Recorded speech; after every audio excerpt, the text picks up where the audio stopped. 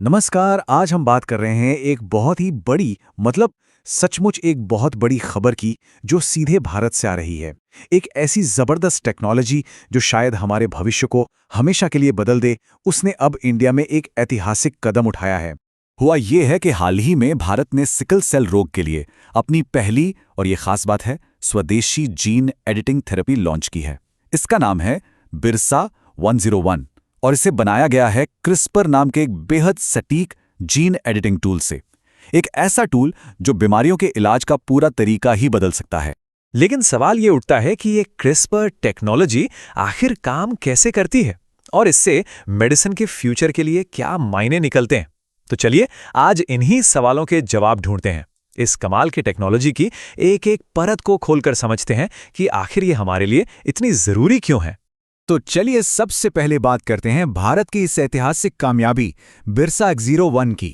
तो देखिए BRS 101 क्या है। ये भारत की पहली पूरी तरह से देश में बनी क्रिस्पर थेरेपी है। इसे खास तौर पर सिकल सेल रोग से जूझ रहे मरीजों के लिए बनाया गया है और इसका नाम रखा गया है महान स्वतंत्रता सेनानी भगवान बिरसा मुंडा की 150वीं जयंती के सम्मान में। मतलब ये सिर्फ एक वैज्ञानिक उपलब्धि ही नहीं बल्कि एक श्रद्धांजलि भी है। और बात सिर्फ लैब में कुछ बना लेने की नहीं है। असल कहानी तो अब शुरू होती है। CSIR, IGIB और सीरम इंस्टीट्यूट ऑफ इंडिया ने हाथ मिलाया है। क्यों? ताकि ये जो जीवन बचाने वाली थेरेपी है ये सिर्फ कुछ लोगों तक सीमित ना रहे बल्कि इसे बड़े पैमाने पर बनाया जा सके और सबसे जरूरी बात, इसे किफायती बनाया जा सके। तो बिरसा 101 की कहानी तो हमने जान ली, पर अब उस टेक्नोलॉजी को समझते हैं जो इसके पीछे है। ये क्रिस्पर आखिर है क्या भला? अच्छा, तो क्रिस्पर का पूरा नाम है क्लस्टर्ड रेगुलरी इंटरस्पर्स्ड शॉर्ट पैलिंड्रोमिक रिपीट। मुझे पता है ये काफी लंबा और टेक्निकल है, तो आसान भाषा में समझते हैं। ये बेसिकली एक जीन एडिटिंग टेक्नोलॉजी है।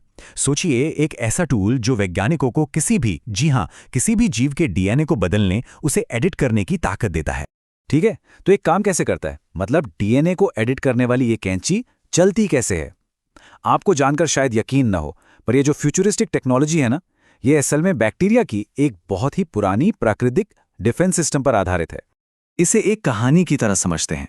सोचिए एक बैक्टीरिया है और एक वायरस उस पर हमला करता है। वायरस अपना DNA बैक्टीरिया के अंदर डाल देता है। अब बैक्टीरिया क्या करता है?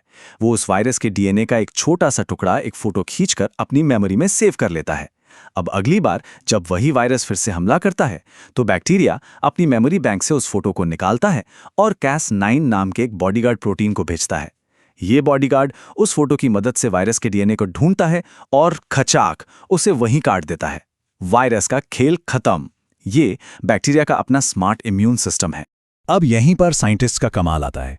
उन्होंने बैक्टीरिया के इस नेचुरल डिफेंस सिस्टम को देखा और सोचा, वाह, अगर ये वायरस के DNA को काट सकता है तो क्या हम इसे किसी भी DNA को काटने के लिए इस्तेमाल कर सकते हैं?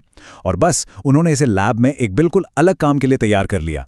जो बैक्टीरिया के लिए एक रक्षा कवच था, वो इंसानों के लिए एक सुपर पावरफुल एडिटिंग टूल बन गया। तो लैब में साइंटिस्ट के पास इस टूल किट में दो मेन चीजें होती हैं। पहला है Cas9 प्रोटीन। ये है हमारी मॉलिक्यूलर कैंची जो DNA को काटती है। और दूसरा है गाइड RNA। ये है हमारा GPS या गूगल मैप्स।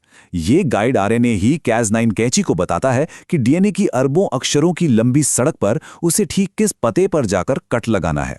बिल्कुल सटीक।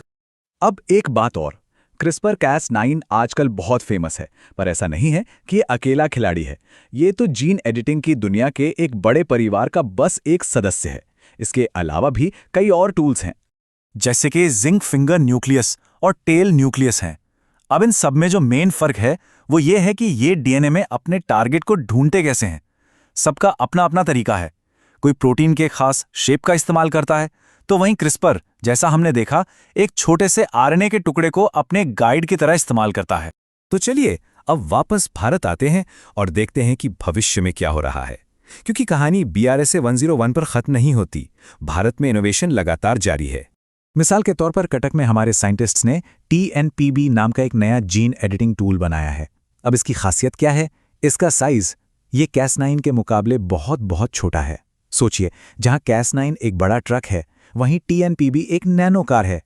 इस छोटे साइज की वजह से इसे पौधे की कोशिकाओं जैसी तंग जगहों पर पहुंचाना बहुत आसान हो जाता है।